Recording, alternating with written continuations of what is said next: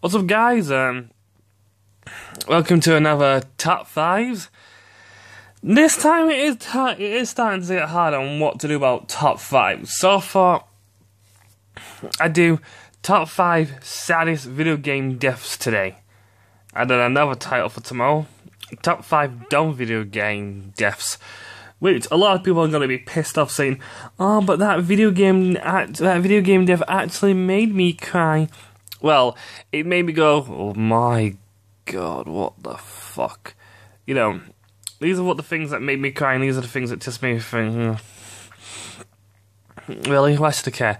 I mean, to be honest, most of the times the only reason why I don't care about the character is mainly because I don't know much about them, and their backstory and origin story just makes me think, I still couldn't care. But yeah, without further ado, let us begin for this.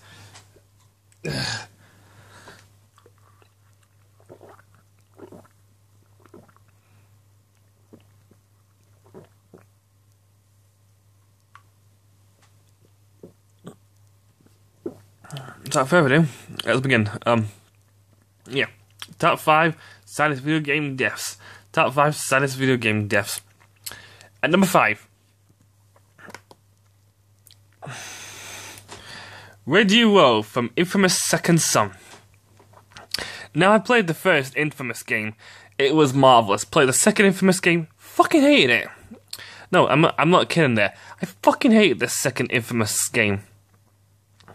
The first one I loved, but the second one, I didn't like it. Maybe it's because of that charge shock thing that he was holding. Made the game a bit more sluggish, in my opinion. But, you know, I thought, I'm not sure about Infamous Second Son. I still need to get around to playing Infamous First Light, though. You know, we get to play as Abigail Walker, who's in this game as well. But I thought, I don't know if you play Infamous Second Son. After seeing Yarscast Hannah, go check her out, play Infamous Second Son and Infamous First Light, and people saying it's better than any Infamous game. Well, some people don't agree, but I thought, you know what, I'll try it out. I loved it. It started off slow with Delson Rowe, the main character, and it started off slow. We had to do like a paint, not paint thing. What's it called?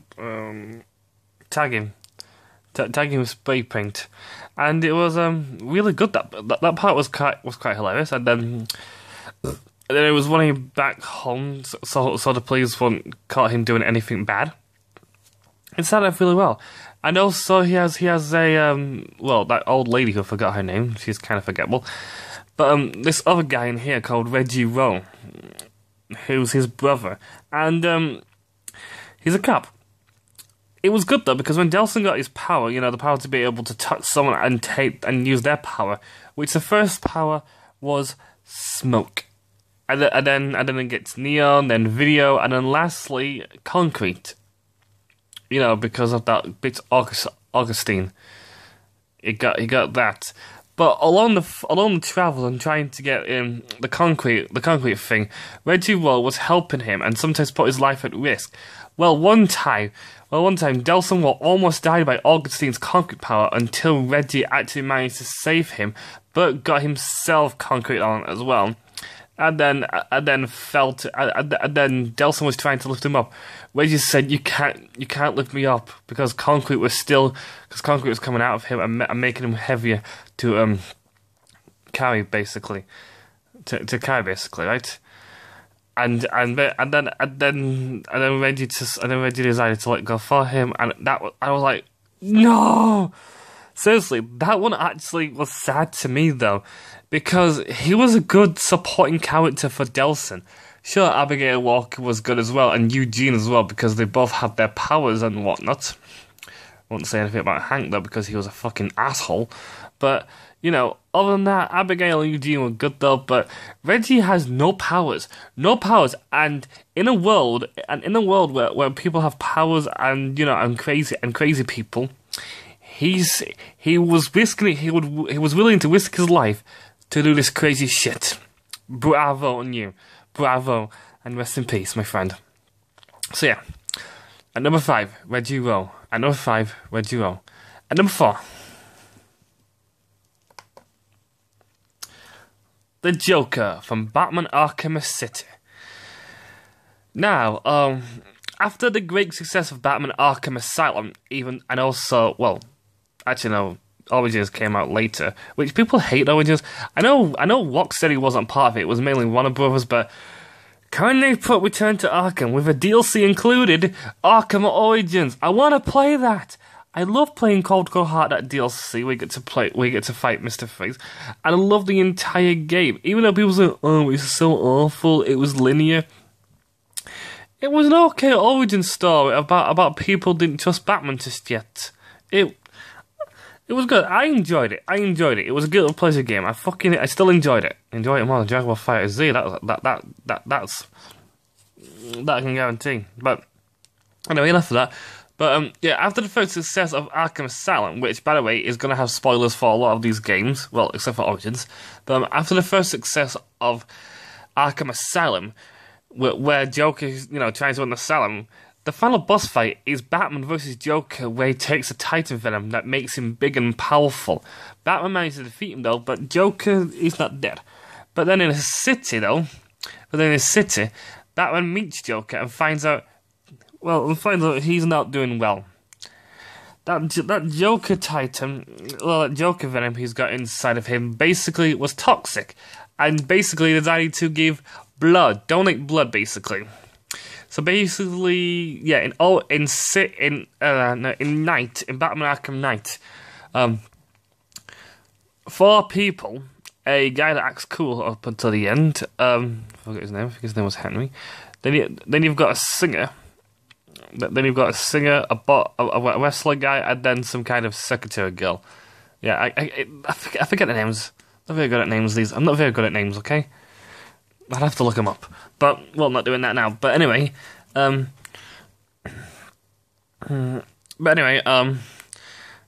So basically, in this one, right, Joker also gives Batman his blood as well, and say if you don't find a cure, it won't just kill me; it would kill you, even though it didn't kill him. Even though it doesn't kill him, though. But Batman think it does. So he goes through all this trouble to find a cure, which he does, and he gets 2 vials. Well, with the help of Mr. Freeze, until Mr. Freeze backstabs him, destroys one, then Harley Quinn takes the other, and he has to go get the cure. He managed to go get the cure, then, but it turns out a fake Joker that has been doing most of his work was Clayface. Batman managed to defeat Clayface with gadgets and also Ra's al Ghul's sword.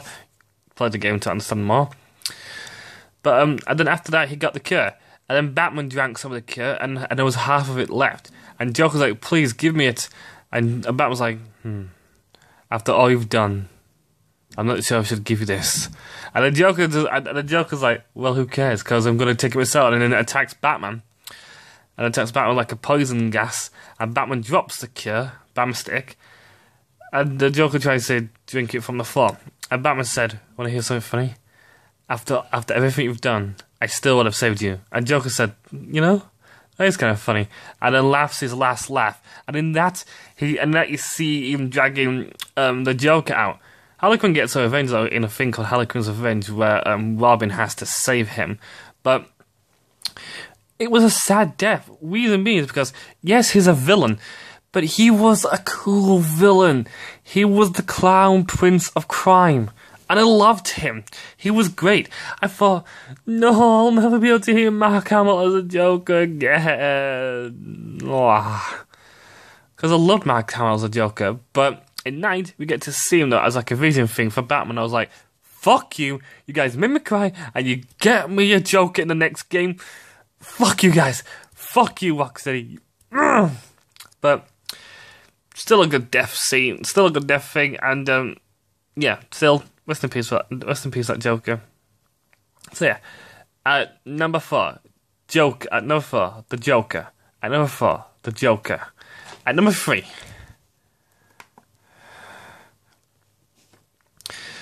Katana from Halo 4. Now, Katana is an AI type of thing.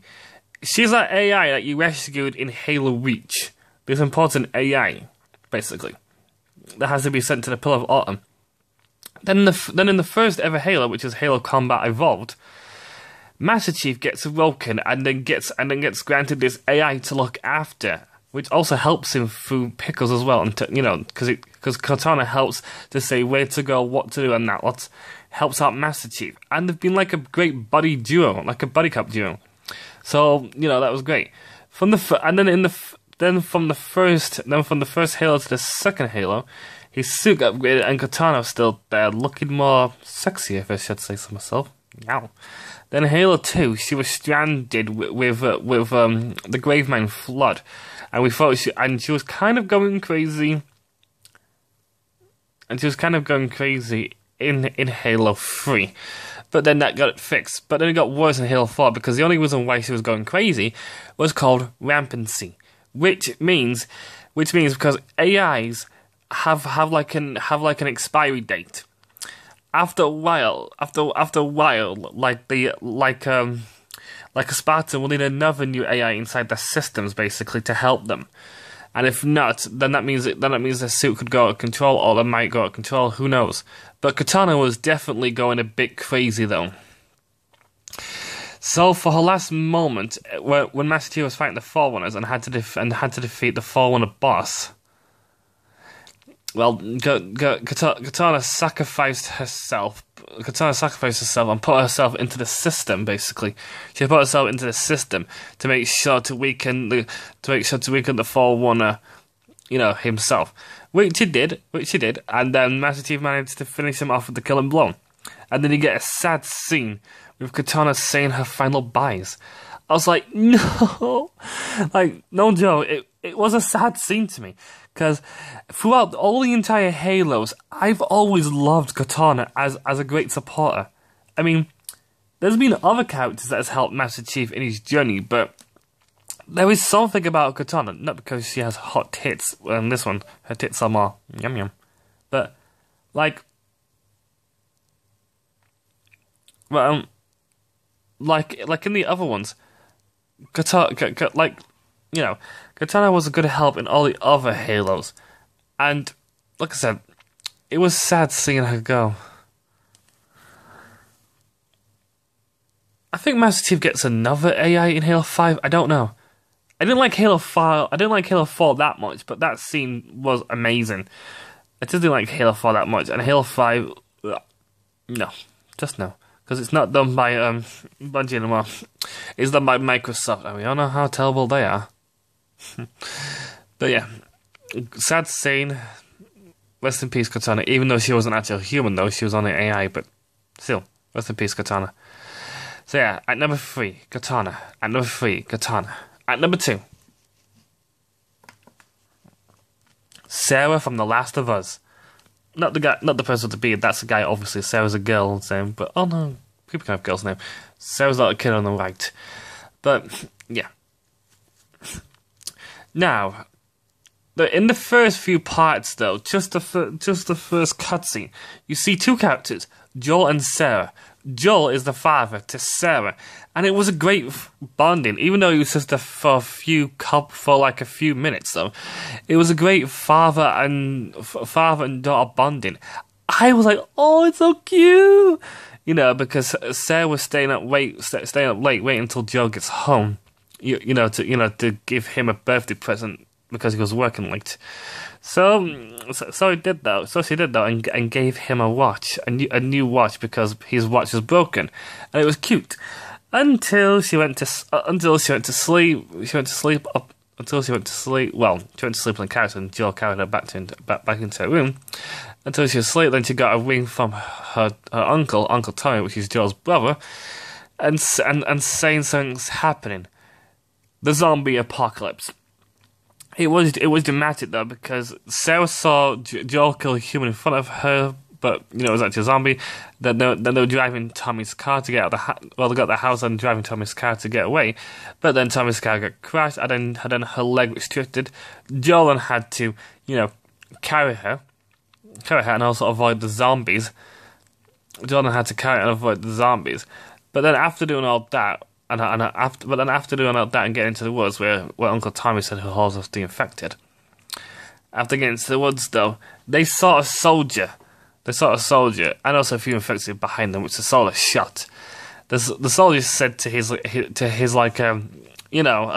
on the line, saying there's a kid, there's a little girl and a guy. What should I do? But boss, and he shot them, and then Tommy came in out of nowhere, boom, shot that soldier. I thought, oh my god, yeah, you go, Tommy. But I couldn't see Sarah anywhere, and then Sarah shouted for her father, saying, "Daddy," or something like that. Turns out Sarah got shot in a vital place. Joel was fine, but I'm guessing Sarah took the biggest majority of bullets in her vital area, because she was slowly dying. And oh my god, that drove a tear to me. I mean, sometimes that can happen though. You know, even though I don't know the character that much, and she's only there for a few scenes, they can leave a heavy impact on you when they die. It's just they shared a father and daughter bond, which they had though, and it was like, oh no, I can't go with this. It made me cry.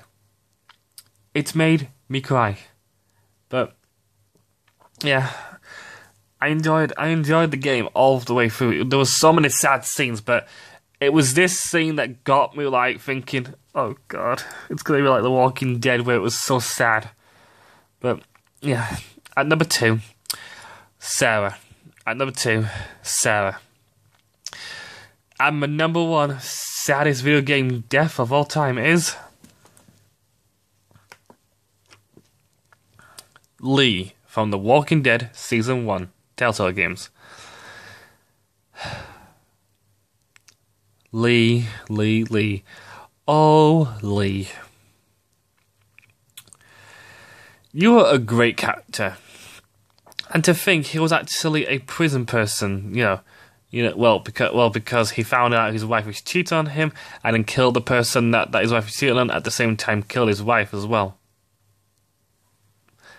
But I thought, you're such a bastard. I fucking hate you. At the beginning, I actually thought that. But then he found a little girl called Clementine. It's kind of hard to explain all of it, because I want to make sure not to explain too much to give out too many spoilers. But he found a little girl called Clementine, and looked after her like a father and daughter relationship. And I thought, oh my god, it's so cute.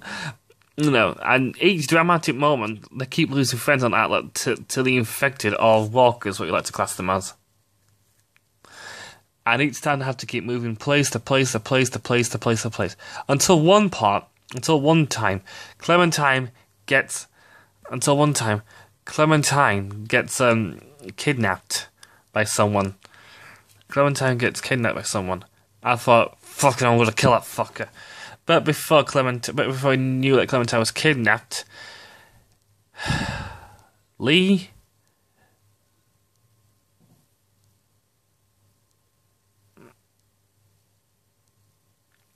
got bit. He got bit, okay? And but he thought, before I die, I'm going to go find Clementine. And with your friends, right? Some of your friends will help you to go save Clementine. Depends on your choices on that lot, on what you do in the entire game. Your friends will help you.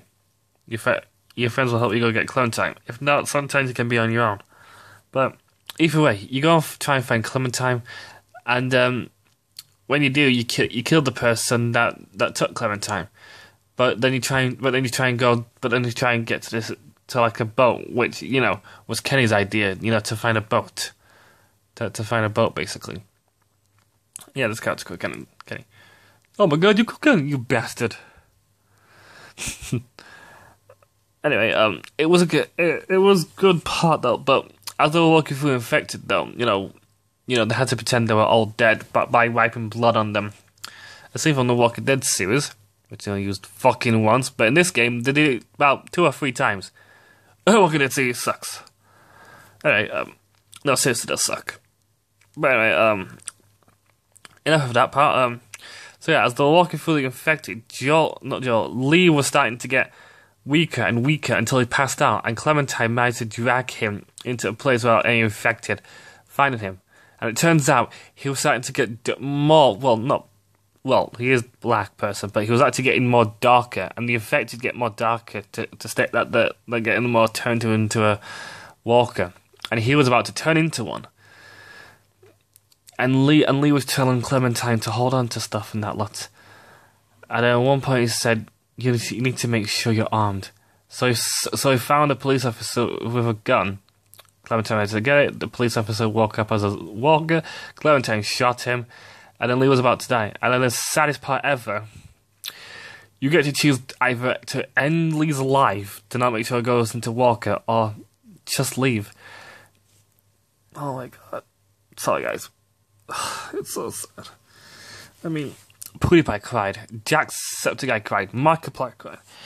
I mean, any YouTuber that I've ever seen has cried. There's actually, if you look it up, there's a cry compilation to this game. Of all the YouTubers that have cried to the last episode. This is an episode 5 because there's 5 episodes in total, but episode 5 is the one that made people cry. Season 2 though, fucking hell, that made me cry a lot though, but the first season was a very heartbreaking moment because I actually thought that Lee and Clementine would survive the infected. And then to find out this, I cried like a little bitch because of that. It was so sad and heartbreaking. I mean, Telltale games are very good at that kind of thing. I mean, well, some games of Telltale games have made me cry. I think an episode in The Wolf Among Us has made me cry. Not Minecraft Story Mode. That's the only game I will not play of Telltale games. Minecraft Story Mode. I've tried the first season, and fucking hell, I hate that. That sucks. Sorry, it sucks. Stick to the original Minecraft, because that sucks, but this game was awesome. People say this is the first ever good Telltale games, but Jurassic Park was a good one though. But in my opinion, this was better than Jurassic Park. This was better than anything Telltale Games has ever done. And it was so sad. The only things I've ever played is Walking Dead Michonne, which is actually girl from the series, so it's not canon. But A New Frontier is though, so you know. But still, those are two I do want to play at one point if I get a chance to, and well, if I get the money to play it. But you know, sad scene. Most of the times I don't want to spoil it much, but if you can, look it up on YouTube.